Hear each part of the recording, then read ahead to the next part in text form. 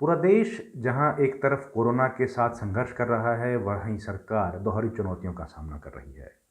Corona को खत्म करने के साथ साथ जम्मू कश्मीर में शांति बहाली के भी प्रयास केंद्र सरकार लगातार कर रही है।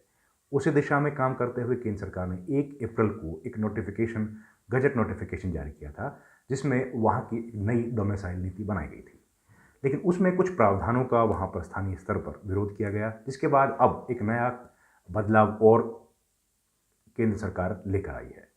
इसके तहत जो पिछला नोटिफिकेशन था उसमें कहा 1 अप्रैल का, उसमें कहा गया था कि जो चतुर्थ 4 यानी कि ग्रुप 4 की जो नौकरियां हैं, उसके लिए जम्मू कश्मीर में नौकरी पाने के लिए, ग्रुप 4 की नौकरी पाने के लिए जम्मू कश्मीर के निवासी होना ज़रूरी है, यानी कि वहाँ का डोमिसाइल होना ज़रूरी है।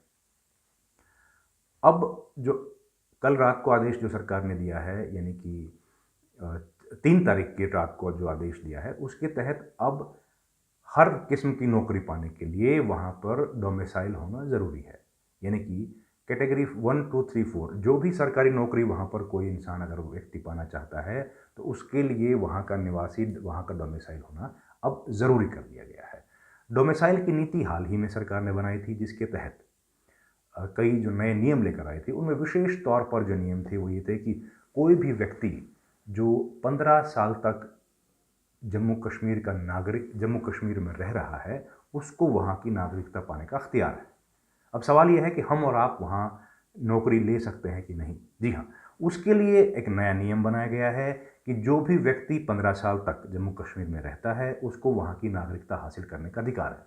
दूसरा, कोई अगर व्यक्ति जम्मू कश्मीर में पिछले 10 साल से नौकरी कर रहा है, नौकरी कौन कर रहा है? जो ऑल इंडिया सर्विसेज में है, किसी पीएसयू में है, किसी बैंक में है, या कोई और वहाँ पर नौकरी में या किसी काम से आप वहाँ पर जुड़े हुए हैं, आपदा प्रबंधन में लगे हैं या किसी दूसरे काम में आप वहाँ पर लगे हैं, तो आपको नौकरी पाने का अख्तियार है। साथ ही साथ उनको भी अधिकार है जो वहाँ पर 10वीं और 12वीं कक्षा पास कर चुके हैं, लेकिन बशर्ते कि उनके माता पिता, उन छात्रों के माता पिता तमाम नियमों को पूरा करते हों।